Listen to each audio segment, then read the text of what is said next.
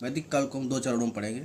पहला है ऋग्वैदिक काल, जिसका कालक्रम है 1500 से 1000 ईसा पूर्व। इससे पहले हमने इतिहास पढ़ा था सैंधव सभ्यता का, जो लगभग कितना है 1700 ईसा पूर्व, लगभग 2900 से 1700 ईसा पूर्व, या इससे लगभग सैंधव सभ्यता बोला गया है इसको। इससे पहले हमने और पढ़ा था, हमने पाषाण सभ्यता पढ़ी थी, ये पाषाण काल पढ़ा था। तो अब आते हैं इसी क्रम में वैदिक काल। वैदिक काल में हमें 2 काल पढ़ना है, एक ऋग्वैदिक काल, उसको देते हैं लेटर वैदिक काल, जिसको उत्तर वैदिक काल भी होते हैं। और ये होता है 1000 ईसा BC से 600 BC तक, समझ रहे हैं, जिसको हम बोलते हैं हिंदी में उत्तर वैदिक काल।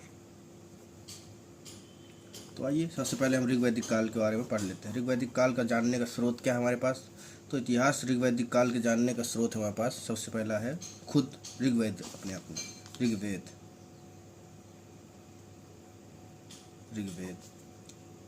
जो ऋग्वेद के बारे में, ऋग्वेद से हमें बहुत सारी चीज़ों की जानकारी मिलती है, जैसे कि आर्थिक स्थिति क्या थी, जोग्राफिकल स्थिति क्या थी। ऋग्वेद में जो है आर्य आए थे, आर्य मुख्य रूप से वैदिक पीरियड जो है आर्यों के बारे में जानकारी है। आर्य कहाँ से आए थे, इसके बारे में बहुत सारे विद्वानों ने जो है अपने अपने मत दिए हैं। जैसे बाल गंगाधर तिलक हो गए, उन्होंने कहा कि ये आर्कटिक क्षेत्र से आए हैं। उत्तरी जैसे मैक्स मूलर ने कहा कि मध्य एशिया से आए हैं।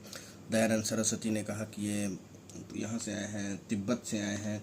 तो ये सब विद्वानों के मत है। तो आर्यों ने अपनी कैसे सांस्कृतिक, ऐतिहासिक, आर्थिक स्थिति को बढ़ाया और कैसे आगे इस काल में सभ्यता का एक स्वरूप बढ़ा, तो इसके बारे में हम लोग सबसे पहले जानते हैं।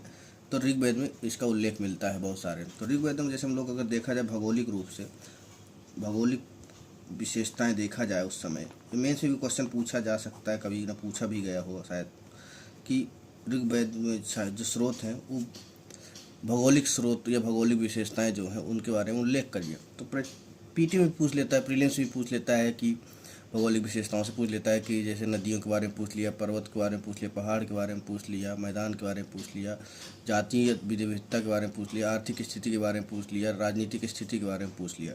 तो आइए सबसे पहले भौगोलिक स्थिति में देखते हैं। तो नदियों को उल्लेख मिलता है, जिसको हम लोग मुख्य रूप से सप्त सैंधव प्रदेश बोलते हैं, जो कि हमारे वर्तमान जो ये वाला क्षेत्र है, ये वाला जो क्षेत्र जिसको हम सिंधु, झेलम, चिनाब, रावी, ब्यास, सतलज बोलते हैं, तो इस क्षेत्र को जो बोलते थे सप्त सैंधव प्रदेश।